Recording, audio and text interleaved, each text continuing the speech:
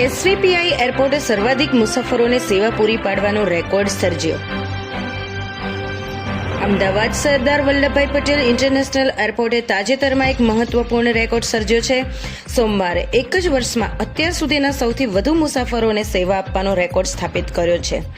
અગાઉ 2019 અને 20માં અમદાવાદ એરપોર્ટ ખાતે સૌથી વધુ 87,634 એરક્રાફ્ટ ટ્રાફિક મૂવમેન્ટ સાથે 1,15,63,867 મુસાફરોને સેવા આપવાનો રેકોર્ડ હતો.